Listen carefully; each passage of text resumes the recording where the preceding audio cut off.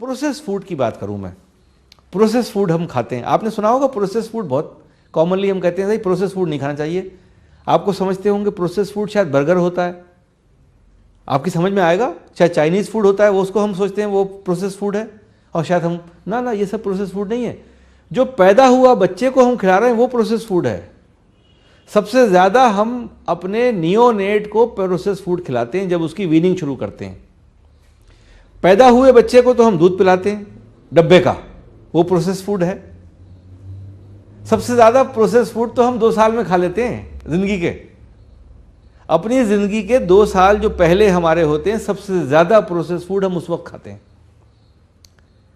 और हम एडवर्टाइजमेंट देख के खाते हैं और पड़ोसियों से प्रोत्साहित मोहित होकर खाते हैं कि वो भी खिला रहा है हम भी खिलाएं, उसने डब्बा ये वाला दिया, अरे भाई ये डब्बा कितने का आता है, भाई ये 270 रुपये का आता है, बड़ा अच्छा है, बच्चा बड़े चाव से खाता है, लेकिन वो तो प्रोसेस फूड खा रहा है। हमने 4 महीने पे खीर खिलाई, घर में पका के खीर नहीं खिलाई, हमने पाउडर निकाला, गर्म पानी मिलाया, उसको मिला के खीर खिला दी, वो प्रोसेस फूड तो खिला रहे हैं आप उसको, और क्या खिला रहे हैं।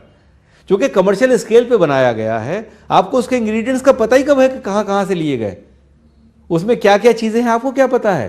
पहले उन्होंने उसको मशीन से पकाया, फिर गलाया, फिर सुखाया, फिर पाउडर फॉर्म में बनाया और पाउडर को डिब्बे में बेच दिया, और आपने उसमें पानी मिलाया और आपने खिला दिया, दैट इज प्रोसेस फूड।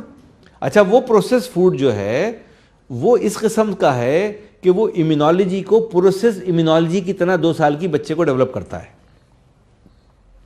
अब आपने 2 साल के बाद बच्चे को अपना खाना खिलाना शुरू किया, अब उसकी इम्यूनोलॉजी को जोड़ लगा, जो इम्यूनोलॉजी प्रोसेस फूड पे तैयार हुई थी वो इम्यूनोलॉजी अब शिफ्ट कर रही है अपने आप को डिफरेंट फूड पे, जो आपने घर में खाना आप खुद बड़े होके खा रहे थे कि भाई अब बच्चे को चावल खिलाओ, भाई बच्चे को अब ये खिलाओ, बच्चे को खाना बैठ के मेज़ पे खिलाइए, तो आपने उसको खाने को इंट्रोड्यूस अब पहली मर्तबा उसके लिए किया।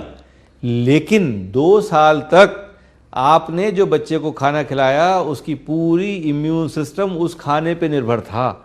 डब्बे का दूध सबसे ज़्यादा बच्चों में एलर्जीज करता है। मैं आपको बताता चलूँ, जिन बच्चों को एलर्जीज़ हैं, अगर आप प्रोसेस्ड मिल्क रोक दें तो एलर्जीज ख़त्म हो जाती हैं। बच्चे को एलर्जीज कैसे होती है, पैरों में खुजली हो रही है, लाल चकत्ते पड़ गए, बच्चा जो है उसके अक्सर स्किन की प्रॉब्लम्स बहुत हो रही हैं, वो पाया गया कि वो मिल्क चेंज कर दो, मिल्क उससे प्रॉब्लम्स ख़त्म हो जाती हैं। तो अब मेडिकल कॉन्फ्रेंसेस जो बच्चों की जो पीडियाट्रिक्स की कॉन्फ्रेंसेस होती हैं वो प्रोसेस्ड मिल्क और प्रोसेस्ड खाने के स्पॉन्सर से नहीं फाइनेंस होती हैं।